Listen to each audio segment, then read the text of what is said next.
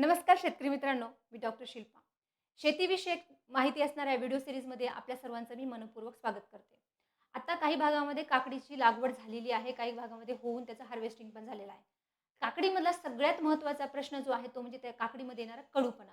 हा का येतो आणि त्याला आपण रोखता येऊ शकतं का? याबद्दल आज आपण चर्चा करणार आहोत. तर काकडीमधलं जे काही याच्या मागचं विज्ञान आहे ते समजून घेण्यासाठी आपलं एक छोटंसं उदाहरण मी तुम्हाला देते. म्हणजे काय, जेव्हा आपण शेतामध्ये जातो किंवा उन्हामध्ये खूप फिरतो त्यावेळेस आपली त्वचा काळी पडते.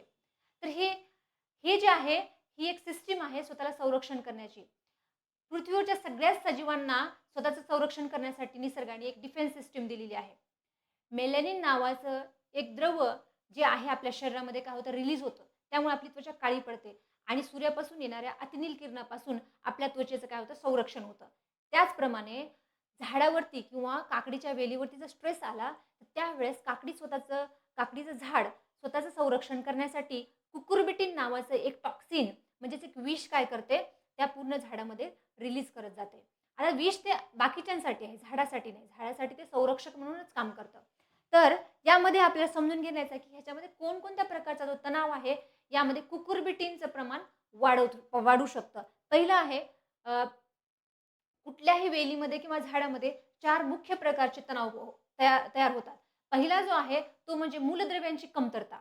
जर त्यामध्ये मूलद्रव्यांची कमतरता असेल फळाच्या किंवा फुलाच्या वाढीमध्ये, तर त्यावेळेस झाड स्वतःला डॉर्मंट सिच्युएशनमध्ये नेण्याचा प्रयत्न करतं आणि त्यामध्ये सुद्धा कुकुरबिटीन जास्तीत जास्त त्या झाडामध्ये रिलीज होतं. दुसरं आहे त्या झाडामध्ये आजूबाजूला गवत असेल किंवा झाडांची खूप गर्दी झाली असेल, तर त्यावेळेस सुद्धा तिची स्पर्धा लागते आणि त्यावेळेस सुद्धा ही जी वेल आहे त्यावेळेस स्ट्रेसमध्ये जाते.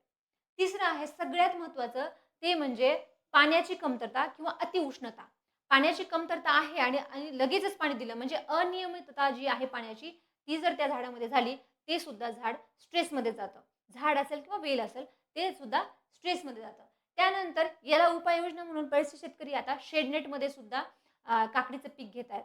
परत ह्याला उपाययोजना म्हणून बरेचसे शेतकरी मल्चिंग तर आता खूप कॉमन झालेलं आहे. त्यामुळे सुद्धा झाडाचं फर्टिगेशन जे पण करायचं आहे, ते सुद्धा आपल्याला काय करायचं आहे, प्रॉपर करायचं आहे. ज्यामुळे की कसल्याही प्रकारचं न्यूट्रिशन त्या झाडाला कमी पडणार नाही. मित्रांनो, तर आता आपण समजून घेऊयात, की या झाडामध्ये ताण आलेला आहे, हे पेशीला समजतं कसं?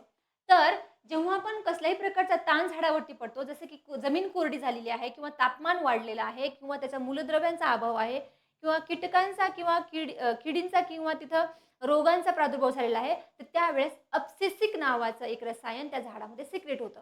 म्हणजे जसं की आपल्या शरीरामध्ये सुद्धा आपला मेंदू सगळे डिसिजन्स घेत असतो, त्याचप्रमाणे एब्सिसिक ॲसिड हा सगळ्या पेशींना सिग्नलिंग देत असतो, की झाडाला स्ट्रेस झालेला आहे. जेव्हा ह्या काकडीच्या पेशींना सिग्नलिंग मिळतं, त्यावेळेस ह्या पेशी कुकुरबिटीन नावाचं जे टॉक्सिन आहे किंवा विष आहे, ते तयार करतं आणि ते फळामध्ये जमा होतं. त्याचा फायदा काय होतो झाडाला? ज्यावेळेस पण ते फळ खाण्यासाठी एखादा कीटक असेल किंवा एखादा प्राणी असेल, तर त्याला त्याचा धोका तयार होतो किंवा त्याच्यापासून तो दूर जातो आणि त्या झाडाचं संरक्षण होतं. तर आपल्याला पुढे पण काही गोष्टी बघायच्या आहेत. शेतकरी मित्रांनो, आता आपण बघूयात, की जो काही न्यूट्रिशनचा स्ट्रेस या झाडावरती येऊ शकतो, त्याला आपण कसं दूर करू शकतो. तर सुरुवातीला तर आपल्याला लागवडीच्या वेळी खताचं नियोजन करणं आहे, ज्याच्यामध्ये की आपल्याला एन-पी-केचा करेक्ट डोस देणं आहे. हे मी सुपरफिशियली तुम्हाला दिलेलं आहे समजण्यासाठी. त्यानंतर आहे 30 दिवसानंतर तुम्हाला युरिया द्यायचा आहे, पण युरियाचं प्रमाण सुद्धा संतुलित ठेवायचं आहे. युरियाचं जर प्रमाण जास्त झालं, तर परत त्याची जी स्टेम आहे ती कमकुवत होते, म्हणजे लवचिक होते. त्यामुळे परत अजून किडींचा प्रादुर्भाव होऊ शकतो. तिसरं आहे फ्लोरा अवस्थेत आणि खत आणि सूक्ष्म अन्नद्रव्याचं तिथं आपल्याला नियोजन करायचं आहे, ज्याच्यामध्ये की बोरॉन आहे, झिंक आहे, याची कमतरता नाही झाली पाहिजे.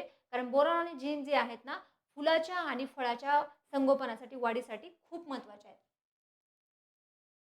त्यानंतर शेतकरी मित्रांनो, आता आपण बऱ्याचदा ऐकलेलं आहे, की शेतकरी मित्रांनो, आपण बऱ्याचदा ऐकलेलं आहे, की जे कडू आहे ते आपल्या आरोग्यासाठी चांगलं आहे, म्हणून आपण त्याचं सेवन करतो.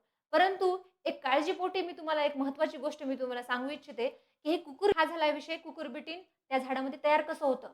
परंतु बऱ्याचदा तुम्ही आजूबाजूच्या लोकांकडून ऐकलं असेल, जे कडू असतं ते आपल्या शरीरासाठी चांगलं असतं. पण या केसमध्ये ते बिलकुल चांगलं नाही. जर काकडी जास्त कडू असेल, तर ती खाऊ नका. हे एक जागरूकता निर्माण करण्यासाठी मी तुम्हाला सांगत आहे. कारण का तर हे कुकुरबिटीन डायजेस्ट करण्याची जी ताकद आहे ती आपल्या शरीरामध्ये काही प्रमाणात आहे. जर त्याचं प्रमाण जास्त झालं तर ते आपलं शरीर पचवू शकत नाही. आता हे मी माझ्या मनानं सांगत नाही, ह्याचे प्रूफ सुद्धा मी तुम्हाला देते.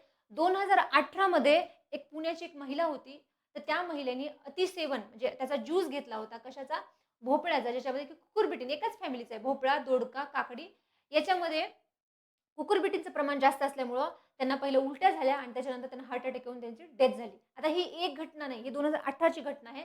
2011 मध्ये तर त्याच्या आधी पण खूप घटना घडल्या. 2011 मध्ये ICMR म्हणजेच Indian council of medical research, जी भारताची अग्रगण्य म्हणजेच खूप अद्ययावत अशी इन्स्टिट्यूट आहे. त्यांनी सुद्धा ह्याची एक वॉर्निंग रिलीज केलेलं आहे, एक रूल सेट केलेला आहे, की जर ते फळ कडू असेल, कुकुरबिटी फॅमिलीमधलं कुठलंही फळ कडू असेल, तर कृपया ते अतिसेवन करू नका. काही प्रमाणातच आपलं शरीर त्याला डिफेन्स करू शकतं.